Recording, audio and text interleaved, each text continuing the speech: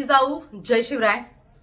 मनोजदादा जरांगे पाटील यांच्या बरोबर लाखोच्या संख्येनं काल मुंबईमध्ये मराठा बांधव आरक्षणाच्या लढ्यासाठी आझाद मैदानावरती पोचलेला आहे। 2 महिन्यापूर्वीच या मोर्चाचं आयोजन किंवा मोर्चाची सर्व पद्धत ही मनोजदादा जरांगे पाटील यांनी राज्य सरकारला कळवलेली होती, अल्टिमेटम दिला होता।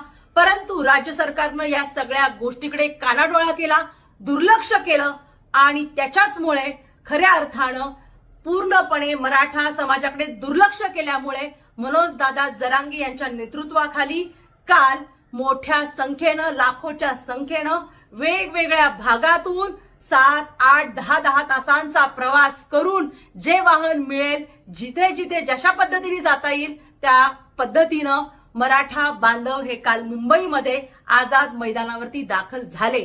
परंतु या महायुती सरकारला अजिबातच पाझर फुटला नाही। उलट या मराठा आंदोलकांची कशी गैरसोय होईल याच्याकडे अधिक या महायुती सरकारनं लक्ष दिलं। आझाद मैदानाच्या भागातील जेवढे हॉटेल्स असतील, जेवढे पाण्याचे स्टॉल असतील किंवा खाद्यपदार्थांचे स्टॉल असतील, त्या भागातले हे सर्व स्टॉल, हॉटेल हे पूर्णपणे काल बंद करण्यात आले।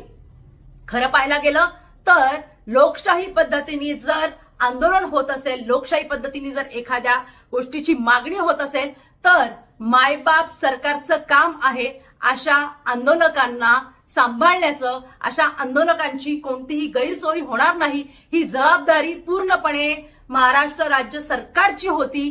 परंतु या सगळ्या गोष्टीकडे दुर्लक्ष करून कशी गैरसोय होईल, कसा मराठा आंदोलकांना त्रास होईल याच्याकडेच राज्य सरकारनं जास्त लक्ष दिलेलं आहे।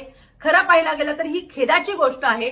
कित्येक तासांचा प्रवास करून या लोकांना साधं पाणी देखील मिळालं नाही, अन्न तर दूरच राहिलं। अशा परिस्थितीत सुद्धा मराठा आंदोलक मागे हटले नाहीत। मात्र राज्य सरकार, महायुती सरकार आणि देवेंद्र फडणवीस यांनी केलेला हा कावा, एक प्रकारे केलेली मराठा आंदोलकांची फसवणूक आणि मराठा आंदोलकांना कसा त्रास होईल हे मराठा समाज लक्षात ठेवील, हे सुद्धा देवेंद्र फडणवीस यांनी विसरता कामा नये। परंतु मराठा आंदोलकांसाठी जेवणाची व्यवस्था आणि पाण्याची व्यवस्था आपल्याच मुंबईतल्या मराठा समाजातल्या बांधवांनी करावी अशी मी या माध्यमातून विनंती